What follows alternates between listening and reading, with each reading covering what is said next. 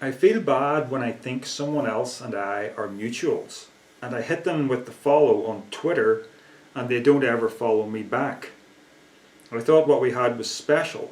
Now I feel locked in. I'm petty if I unfollow, but also clearly this isn't mutual and I'm just a number. Wow. The drama of social media. There's a few things to unpack here. One is, just remember, social media is not real life. This is a great example of how social media is just not good for people generally, not good for their mental health.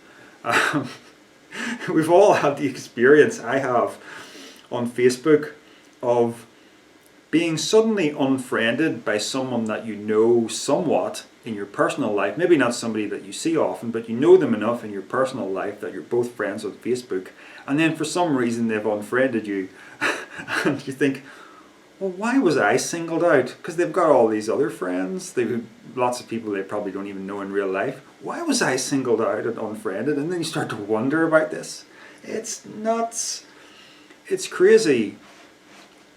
But look, the bottom line here is that whoever this person is, and it sounds like, it's not like you following some famous person on Twitter where you don't expect to be followed back. This is clearly somebody that you know in real life. You followed them, they haven't followed you.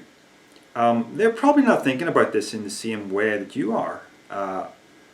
There's a natural give and take that takes place in relationships in the real, right? Out here, face-to-face conversation that's just not a reality in the online world of social media. I mean, in my entire Facebook friends list, I have everyone on unfollow. Everyone that I know personally and everyone that I know through YouTube and whatnot, they're all on unfollow because I despise the platform. I don't really use it for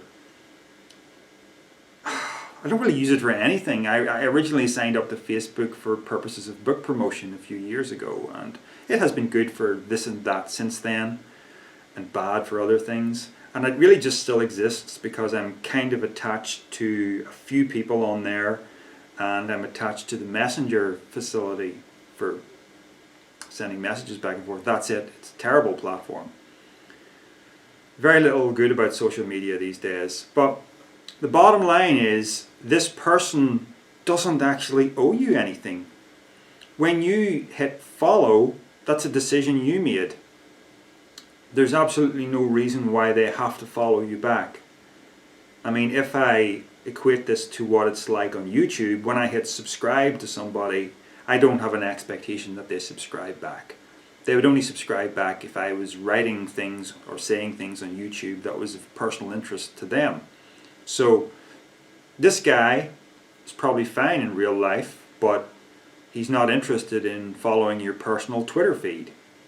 What does that mean? Does that mean he doesn't want to be friends with you? No, it doesn't mean anything of the kind. I have friends in real life and I hardly ever look at their Facebook profile, I've got them on unfollow, but I can click on their profile picture to look at them, and I hardly ever do. That doesn't mean I don't like them in real life. You see? Social media is no good, folks. It's wrecking everybody. But just remember, you hit follow with the expectation of being followed back. He doesn't owe you anything, and your motivation was selfish. You were giving to get, and that's never a good thing. Right? It's not a good way to do relationships. There's a natural give and take in real life where there is. It's a give and take that isn't strategized. It isn't. Nobody's keeping score saying, well, if I do this, then you'll do that for me. It's just natural in real friendships. It doesn't translate well to social media. My advice to you is to forget all about this and destroy your Twitter page. It's up to you.